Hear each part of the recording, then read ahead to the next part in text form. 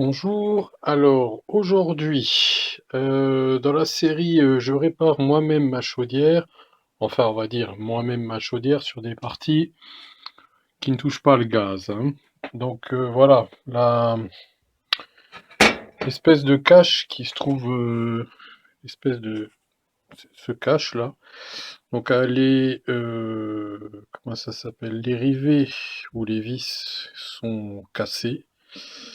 Elles ont été bouffées par l'humidité, je dirais. Donc voilà, ça c'est ce que vous pouvez voir.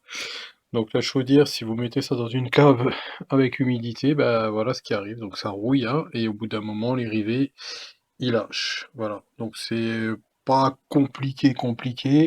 Donc pour ça, bah acheté une pince à rivets pour autre chose. Donc du coup, bah, elle va me servir.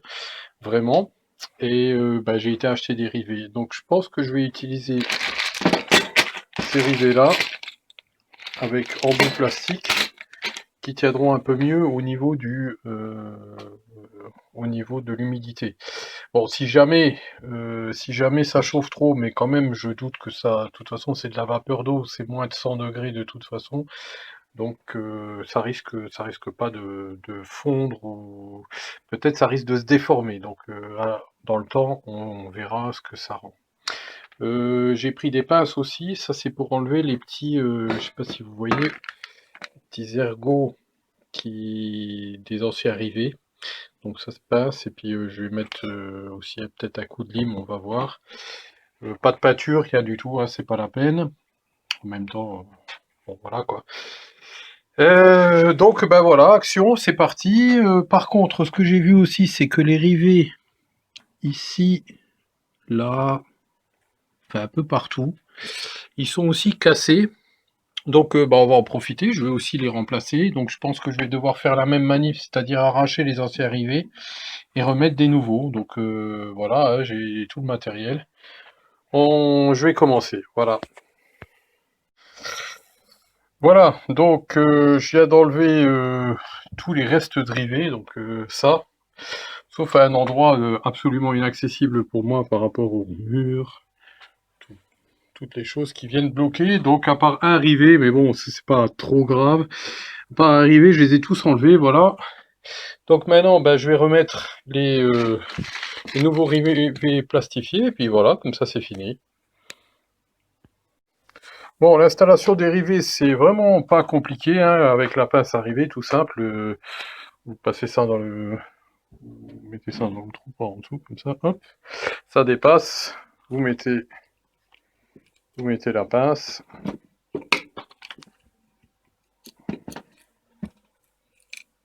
et après il n'y a plus qu'à serrer, hop, et c'est fini. Voilà, donc il y a différentes têtes pour télé chaque embout, et puis voilà. Donc bah, je vais en faire un, et puis on va voir ce que ça donne.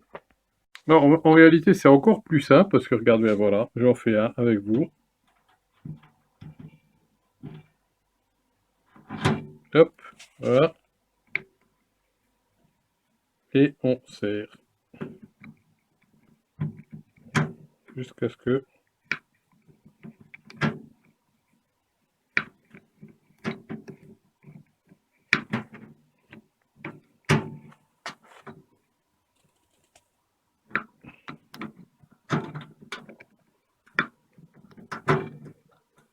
Bon, à une main, c'est pas évident, hein. La prochaine étape, ce sera... Voilà, jusqu'à ce que ça casse. Voilà, ça on jette. Et voilà.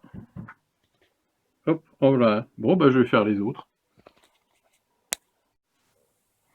Bon, voilà, mission accomplie. Ben, changement de tous les rivets pop, hein, sur la chaudière, enfin sur l'arrière de la chaudière. Ben voilà, ça fait le travail. Voilà, bah c'est pour une nouvelle vidéo, une petite vidéo de réparation. Donc comme quoi, vous voyez que c'est très simple. Bien sûr, quand on a l'outillage, hein, c'est pas, je sais plus, je crois que ça doit être 16 à 16 euros, peut-être jusqu'à 20 euros la pince. S'équiper de pinces comme ça pour enlever les anciennes, bien sûr, Le sac de rivets, je crois que c'est 3 ou 4 euros, hein, ce genre de choses. En plastique ou en acier. Il y a différents diamètres, donc bien entendu ici, suivant les diamètres, vous faites, vous changez la buse. Et ça, ben, c'est la clé de démontage fournie avec. Et je me suis fait avoir, moi j'avais une, comment ça s'appelle? J'avais un, comment ça s'appelle? J'avais une tige qui était restée bloquée à l'intérieur et donc ben, ça s'enlève avec ça. Voilà, donc, comme ça. Pour forcer le... Je sais pas si vous voyez, hop, voilà.